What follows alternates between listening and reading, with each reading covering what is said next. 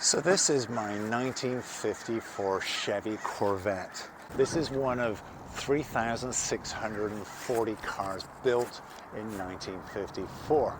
The car was first introduced in 1953 at the Motorama car show, which toured around America showing off prototype cars to the general public. Harvey Earl was behind this idea of doing these concept and prototype cars. The Corvette gained a lot of interest because of its fantastic styling mainly. They built 300 cars in the first year, and in the second year they ramped up the production to produce 3,640 examples. These first generation Corvettes were really breaking new ground. The biggest thing, of course, was using a glass fiber body instead of a steel or aluminum that other vehicle manufacturers are using. It's pretty cutting edge technology for 1953. Looking around the back of the car, let's move on to some of the design features there. On the top of the rear quarter panels, you've got the fluted feature where it molds into the taillight area, and then the recessed number plate housing on the rear deck lid. The Corvette sits on 15-inch wheels and tires.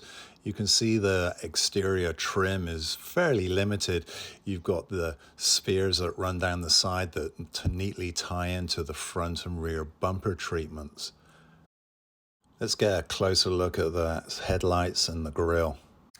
I think the grille and the bumper overriders and the headlight grills are probably the best feature of this car. The 54 Corvette, while it might not actually be a fast car, it sure as hell looks like it's a fast car. Inside we've got the big steering wheel. There's a 140 mile an hour speedometer in the center. And then on the center part of the dash is the gauges and a radio and heater controls. There's also a choke. The convertible top is stowed underneath this tonneau cover. You just push this button in the middle and it flips up. All the convertible tops for 1954 were finished in beige color. In 1953, they were all black. You can see this tonneau cover gives a nice smooth finish and completes the look of the car. It hides the ungainly convertible top.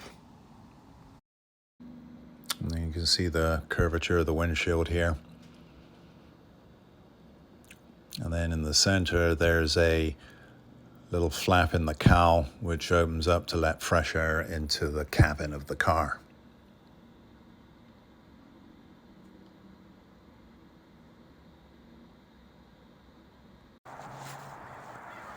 Okay guys, it's time to do my favorite bit, which is get to take her out for a spin.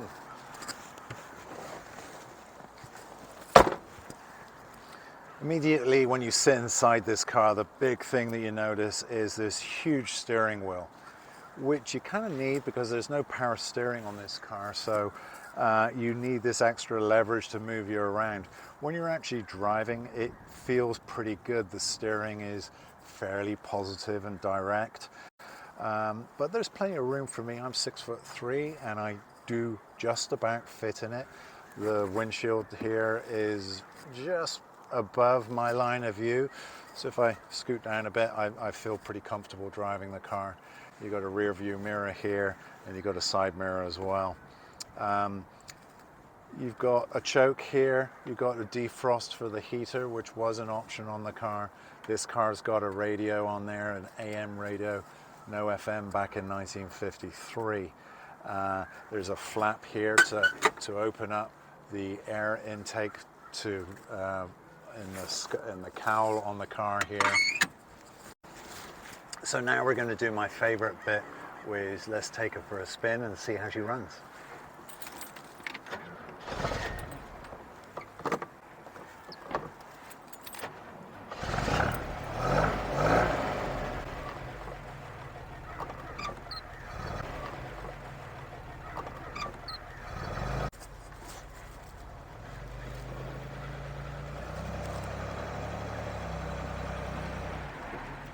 Once you're actually moving along the steering wheel, you're happy that it's kind of large because it does give you a lot of leverage. So the steering feels pretty light because there is no power assisted steering on this car. It's all manual brakes and manual steering.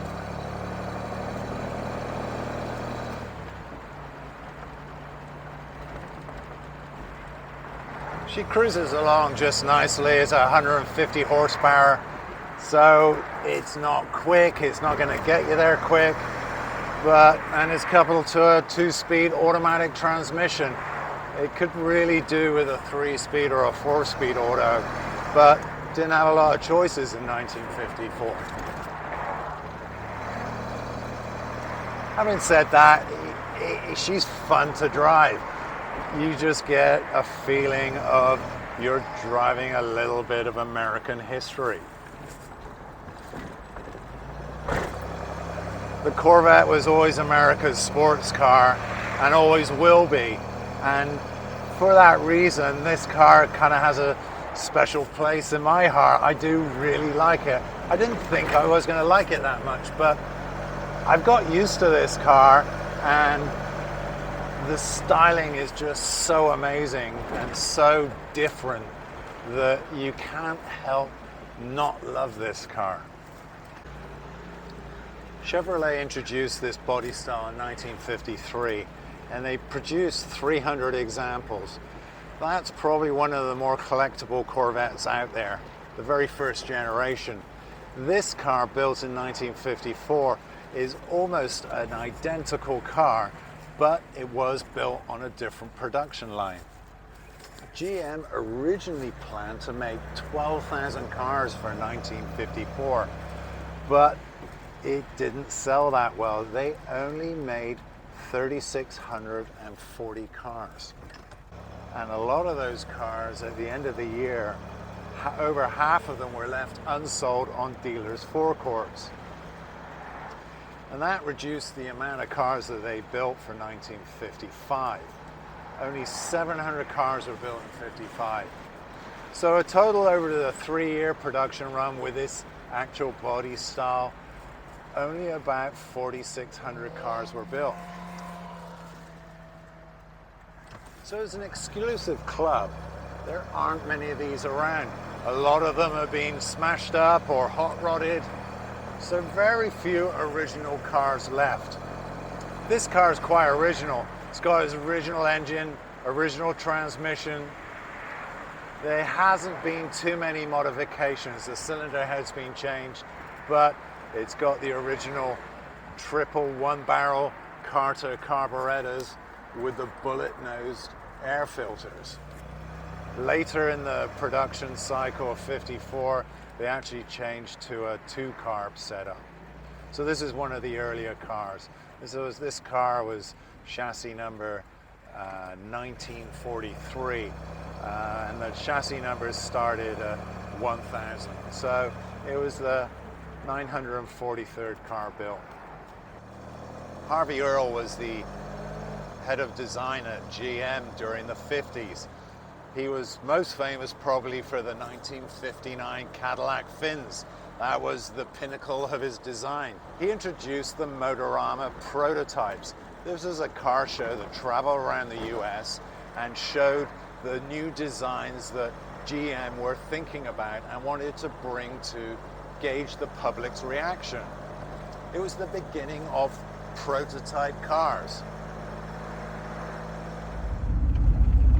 Well, I must admit, driving this Corvette is a lot of fun. She doesn't handle very well and not particularly quick, but that's not the point. It's not about how fast you're going, it's all about the journey. And the styling of this car is absolutely amazing. So a lot of fun. I'm really, really happy with this car. And I think I'm going to keep this one for a while.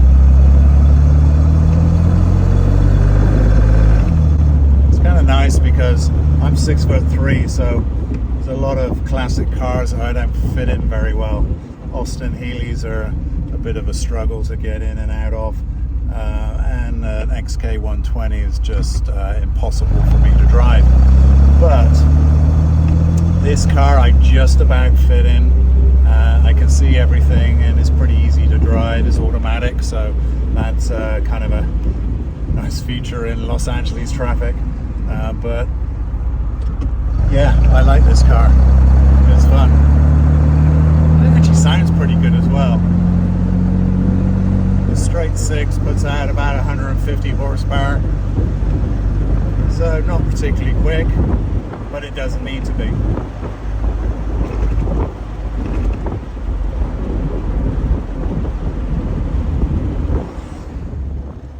As always, thanks for watching, and please click like and subscribe. That helps me out and it helps me to do more of these things.